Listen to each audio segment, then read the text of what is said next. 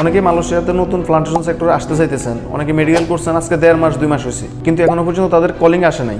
এবং এইদিকে মালয়েশিয়া ঢোকার সর্বশেষ তারিখ হলো 31শে জানুয়ারি, তার মানে হাতেও বেশি সময় নাই। অনেকেরই অনেক ধরনের প্রশ্ন আছে, আপনারা কি মালয়েশিয়ায় ঢুকতে পারবেন কি পারবেন না, এই বিষয় নিয়ে আজকের ভিডিওটা। সম্পূর্ণ ভিডিওটা দেখতে থাকুন, আর যদি চ্যানেলে নতুন হন অবশ্যই চ্যানেলটা সাবস্ক্রাইব করে পাশে থাকুন। মালয়েশিয়াতে এই প্লান্টেশন সেক্টরের কলিংয়ের কিছু লোকের গতকালকে ফ্লাইট হয়েছিল। যে কোম্পানির কর্মীদের গতকালকে ফ্লাইট হয়েছে, কোম্পানিটার নাম হলো সবুর কেকাল এসডিএন বিএসডি। সবুর কেকাল এসডিএন বিএসডি ওনাদের গতকালকে প্রথম ফ্লাইট হয়েছে এবং ওই ফ্লাইটে প্রায় 22 জন কর্মী ছিল। তারই মধ্য দিয়ে মালয়েশিয়াতে কলিংয়ের ফ্লাইটগুলো শুরু হতে চলছে। তো অনেকের প্রশ্ন যে ভাই মেডিকেল কোর্সে আজকে 1.5 মাস হয়েছে, 1 মাস হয়েছে, এখনো পর্যন্ত আমাদের কলিং আসে না, এই জায়গায় তো লেট কিংবা এত ধীরগতি, এর পিছনে কারণটা কি? আসলে এখানে বাংলাদেশের কোনো দোষ নাই, মালয়েশিয়ার কোনো দোষ নাই। যে সার্ভারে আপনার পাসপোর্ট, যাবতীয় তথ্য, মেডিকেল রিপোর্ট সব কিছু সাবমিট করা হয়েছে, ওই সার্ভারটা ডাউন আছে মালয়েশিয়ার যে সার্ভার থেকে আপনাদের কলিং দেওয়া হবে কিংবা আপনার সব কিছু সপ্তাহিত করা হবে, ওই সার্ভারটা এখন ডাউন আছে, একটু স্লো কাজ করে, এই কারণে এখনো পর্যন্ত কলিং তারা পাঠায় না। এখানে আপনার এজেন্সিরও কোনো দোষ নাই, বাংলাদেশেরও কোনো হাত নাই।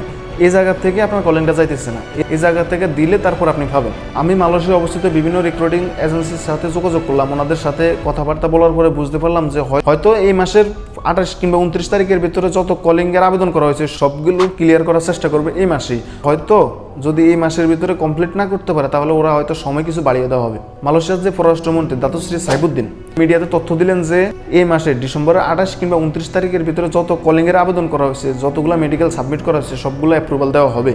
15 ডিসেম্বর থেকে অলরেডি কলিংয়ের কাজ শুরু হয়ে গেছে, এভেলেবেল এখন কলিং যাইতেছে বাংলাদেশে। এদিকে সপ্তাহে তো ডেট দিয়ে 31 ডিসেম্বর, হয়তো এটা চেঞ্জ করে আরও 1 মাস বাড়া দিতে পারে কিংবা 1.5 মাস বাড়া দিতে পারে, এরকম হওয়ার সম্ভাবনাই বেশি, কারণ মালয়েশিয়ার সার্ভার এখনো পর্যন্ত সোলো, কাজ চলতেছে কিন্তু সোলো। অনেকেই বলতেছেন যে ভাই এখনো পর্যন্ত কলিং আসে না, কলিং আসতে কতদিন সময় লাগবে? এদিকে ফ্লাইটের সর্বশেষ ডেট হলো জানুয়ারি মাসের 31 তারিখ। তো আমার কি ফ্লাইট হবে, আমি কি মালয়েশিয়া আসতে পারবো? আপনার যদি কলিংটা যদি 29 ডিসেম্বরের আগে হয়ে যায় তাহলে আশা করা যায় 15 থেকে 20 দিনের ভিতরে আপনার ফ্লাইট করে যাবে, এটা নিয়ে কোনো আশঙ্কা নেই। এই বিষয়ে বলেন, ট্রেনিং বলেন, ম্যান পাওয়ার বলেন, সব কিছু 15 থেকে 20 দিনের ভিতরে কমপ্লিট করা যায়। তো এই জায়গায় কিন্তু মালয়েশিয়া সার্ভারের সমস্যা। তো মালয়েশিয়া অবশ্যই তাদের কর্মী আনা নিয়ে আসার জন্য তারা একটা না একটা পদক্ষেপ নেবেই। তো এটা নিয়ে আশঙ্কার কোনো কারণ নাই, যেহেতু প্রথম ফ্লাইট হয়ে গেছে, এখন অলরেডি আস্তে আস্তে প্রতিটা ফ্লাইট হয়ে যাব, কাজের গতি আগের থেকেও বাড়তেছে। এবং কি গত 17, 18, 19 এই 3 দিনে প্রায় 5000-এর উপরে কলিং ভিসা বাংলাদেশে গেছে। কাজের গতিও এখন অনেকটা দ্রুত হইতেছে, কারণ তাদের টার্গেট এখন আস্তে আস্তে বাড়তেছে। তাদের সার্ভারের মোটামুটি সমস্যা কিছুটা সমাধান হইতেছে।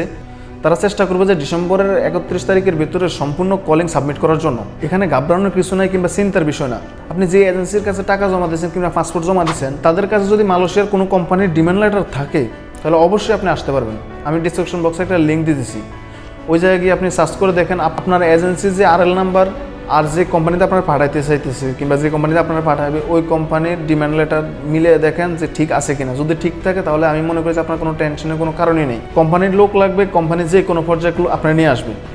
এখন 2 দিন পরে হোক আর 2 দিন আগে হোক, ধৈর্য ধরে থাকেন। আর কোন কোন বিষয়ে আপনারা ভিডিও চান জানাবেন আমাকে, অবশ্যই আমি ভিডিওটা দেওয়ার চেষ্টা করবো। আর দেখাবো আপনাদের সাথে নতুন কোনো ভিডিওতে নতুন কোনো বিষয় নিয়ে। সে পর্যন্ত ভালো থাকবেন, আল্লাহ হাফেজ।